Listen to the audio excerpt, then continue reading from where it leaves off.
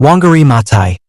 Environmental activism in Kenya. Wangari Maathai, an iconic figure in environmental activism, was a trailblazer whose life's work changed the environmental and social landscape of Kenya and beyond. Her vision, courage, and determination demonstrated how one individual could ignite a movement that addressed ecological destruction, championed women's rights, and challenged political oppression. Born on April 1, 1940, in a Hythe village, nestled within Kenya's lush Central Highlands, Maathai's journey from a small farming community to becoming the first African woman to win the Nobel Peace Prize is a story of resilience, passion, and unparalleled impact. Early life and education. Wangari Maathai's formative years were steeped in the rhythms of rural Kenya. Growing up in an agrarian society, she developed a profound connection to nature, witnessing firsthand the importance of sustainable farming practices and the harmonious coexistence of humans and the environment. Her family's reliance on the land provided her with an intrinsic understanding of the delicate balance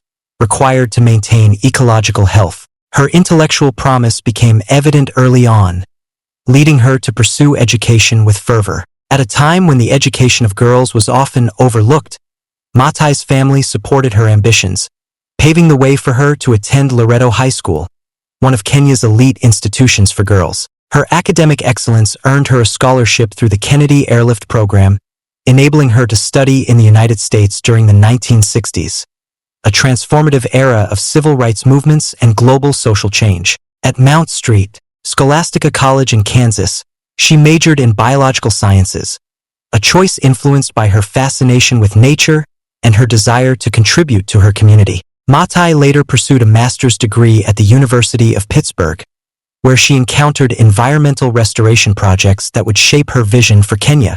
Her studies culminated in a Ph.D. in veterinary anatomy from the University of Nairobi, making her the first woman in East and Central Africa to earn a doctorate. The birth of the Green Belt movement. Maathai's return to Kenya in the early 1970s coincided with a period of political and environmental upheaval. The country's rapid deforestation, driven by commercial logging and agricultural expansion, was exacerbating soil erosion, water scarcity, and climate instability. These environmental issues disproportionately affected rural women, who bore the brunt of dwindling resources such as firewood and clean water. In response, Maathai founded the Green Belt Movement, GBM, in 1977, initially as a tree planting initiative to combat deforestation. The movement's guiding philosophy was simple yet revolutionary: empower communities, particularly women, to restore degraded environments by planting trees. Under Maathai's leadership, the GBM expanded beyond tree planting to address interconnected issues such as food insecurity, poverty, and gender inequality. Women were trained to plant and nurture trees,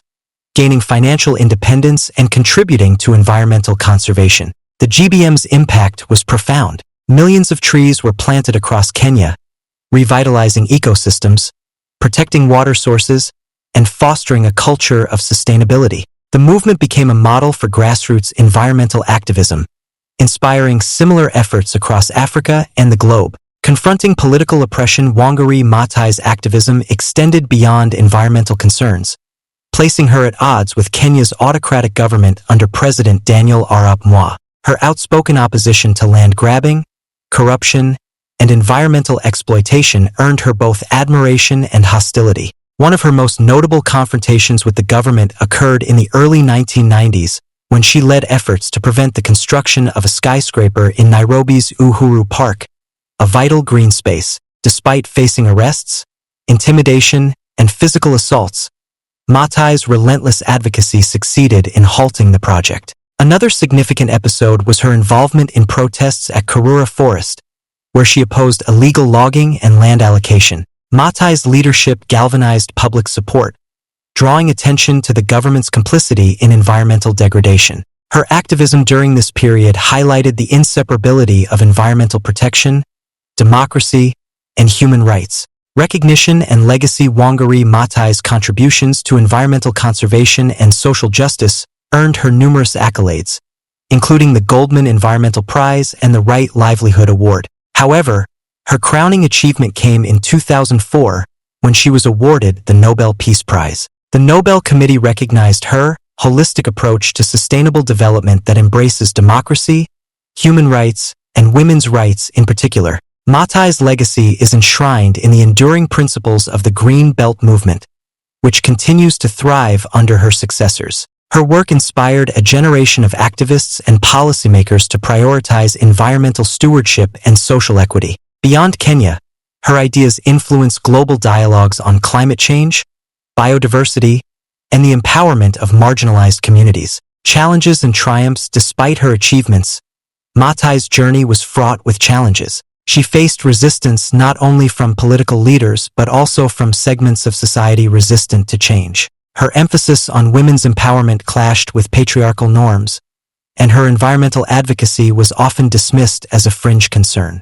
Yet, Matai's unwavering commitment and ability to mobilize grassroots support proved transformative. Her personal life, too, was marked by struggles. Matai's marriage ended in a high-profile divorce, partly fueled by her husband's discomfort with her growing prominence. She faced public vilification and financial difficulties, but refused to let these setbacks derail her mission. Lessons for the future. Wangari Matai's story underscores the power of individual action to effect systemic change. Her life exemplifies the intersection of environmental conservation, social justice, and political activism. As the world grapples with the escalating climate crisis, Matai's vision of community-driven environmental restoration offers valuable lessons for sustainable development. Her insistence on addressing the root causes of ecological degradation, from governance failures to social inequities, highlights the interconnectedness of global challenges. By empowering marginalized groups,